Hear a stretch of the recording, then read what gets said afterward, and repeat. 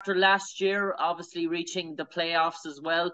It was a good lot of steps forward for the Minnesota Timberwolves. Are you looking to build on that this year? Absolutely. It's really fun to be a part of a group that you can tell is pushing towards something special. And I feel like every year we're building and building and building with the talent we have, with the group we have, and obviously the coaching staff and the organization. So it feels like, we're a team that, is going to surprise a lot of people this year. I feel like training camp and preseason has been really, really good for us. And I'm excited to get the games going so we can show the world. I suppose, Luka, for many years, the Minnesota Timberwolves have been close in terms of reaching the playoffs, but haven't really got there. You managed to achieve that last year. Has that given you a whole lot of confidence that you were in the business end of the season, that you weren't looking in at it this time that you were involved in it? Yeah, for sure. I mean, being 2 years in a row, reaching the postseason was an accomplishment for this organization. But obviously, as a team, we feel like, we can do more. We feel like, we can reach the second, third round, reach the finals with the talent that we have and the group we have.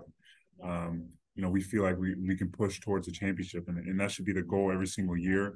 And for us, making the playoffs is awesome, but it's not enough. We know we have enough talent to do better and bigger things than that. So that's what we're striving towards this year, and that's our mindset going into the season.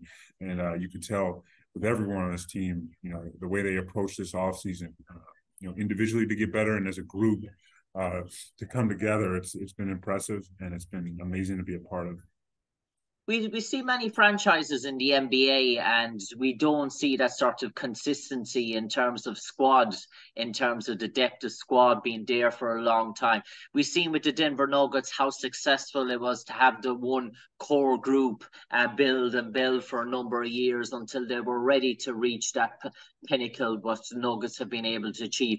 You have a roster there now in Minnesota that know each other for a while. I know Rudy Gobert is fairly new to the scene, but apart from that, Carl, yourself, Kyle Anderson, Anthony Edwards, you've been around for a while now. You sort of know each other. There's a familiarity there, dare I say. And that must be a good thing that there's not major upheaval, which we see in some rosters every summer, every year, that year a roster that has been together for a while, bar maybe one piece coming in now and again. And I know Shake Milton is a really good piece to add to your organization, but the bones of dare I say, the team has been there for a good while now.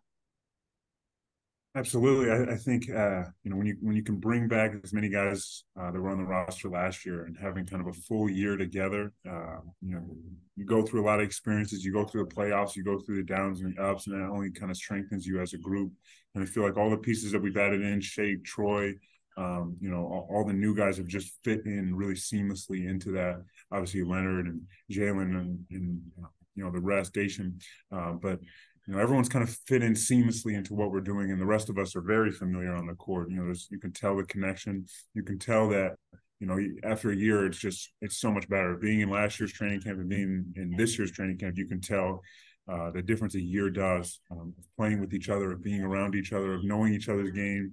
And that experience is what's valuable during the playoffs. Like you said, teams like Denver that have groups that have been with each other a while, Miami, these are the teams that are making long runs in the playoffs and winning because they're experienced, and that really helps, especially when you get to the postseason.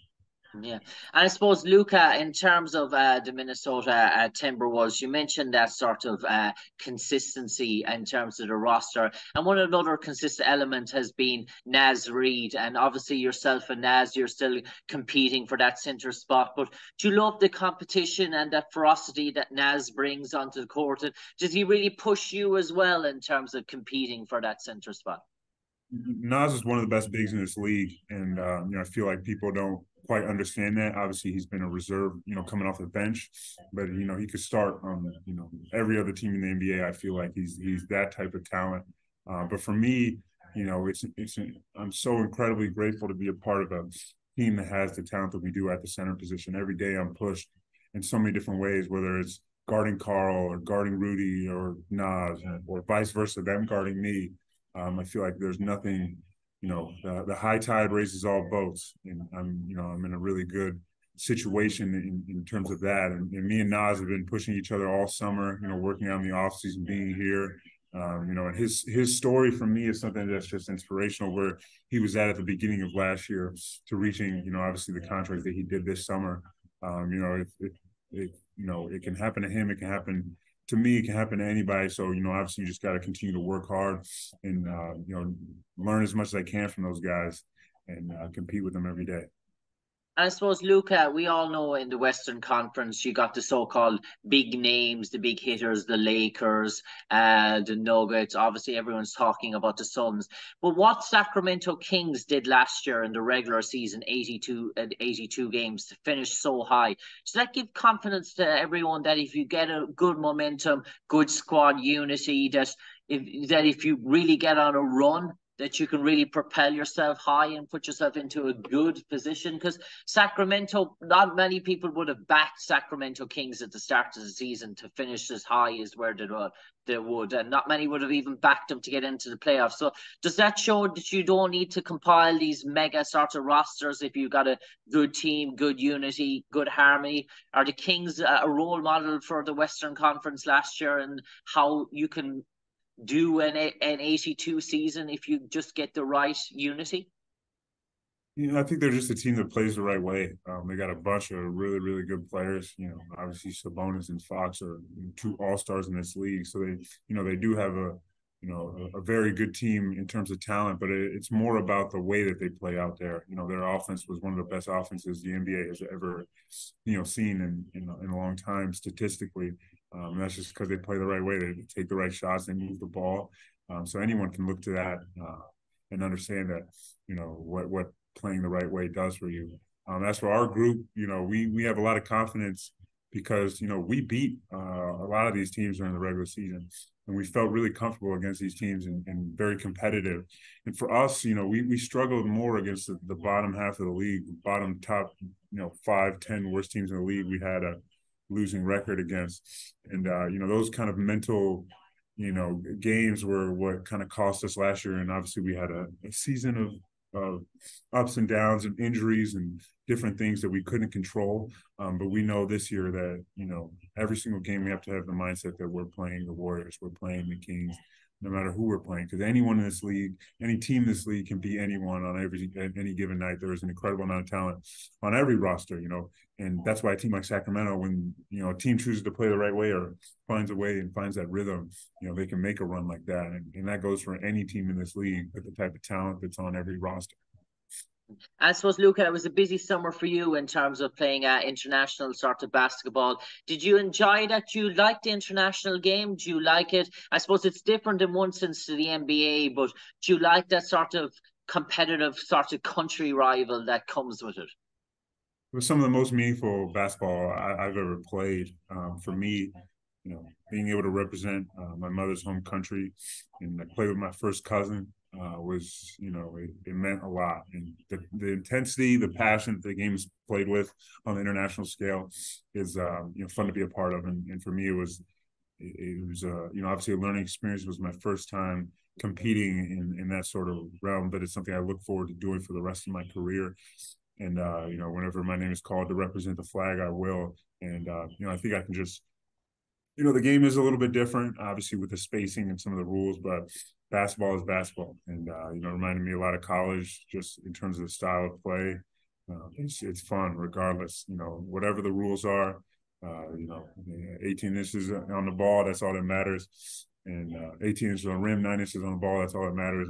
And I'm looking forward to continuing to do that in the future. And I feel like for our team, the guys that were able to compete this year, we had 6 as a group. I think it's such a valuable thing to do in the summer and prepares you not only physically for the year, but it prepares you mentally. You go through kind of a mini season with a group of guys. You go through a training camp, you go through some games, you go through some ups and downs in a short amount of time. And that helps kind of prepare you for the year. And I saw that as an opportunity, almost a test run, almost mentally going into these games to get ready for this season, and what I could do to help this Timberwolves organization any way I can. So it was very beneficial for me and a lot of fun. I suppose, Luca, second last question for you now. In terms of when you found out that you were coming back to the Timberwolves this off season, what was Coach Finch, Chris Finch, message to you in terms of this season? What has he been? He's sort of sayings to you in terms of looking ahead to this season. What has he been saying to you that he sees in you for this upcoming season? Yeah, my goal this offseason was to make sure that I was back here in Minnesota. I feel like I found a home here, and I feel like I fit really well in coach's system, and I think I'm valued here. I think that means a lot. And they understand, and I understand my role as a part of this team. I'm a be ready whenever the opportunity comes type of guy. Obviously, I know I have incredible talent in front of me.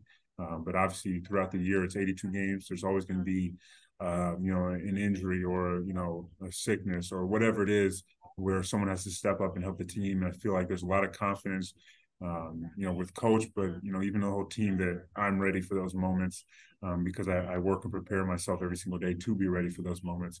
And, for me, I understand my role and, I just want to be and do whatever it takes to help this team win. On and off the floor. If I can, bring energy when I'm not playing or, be an example on the way that I approach the game, anything I can do, I will do, to the best of my ability. Yeah, and I suppose last question. All the talk is about Victor Wembanyama.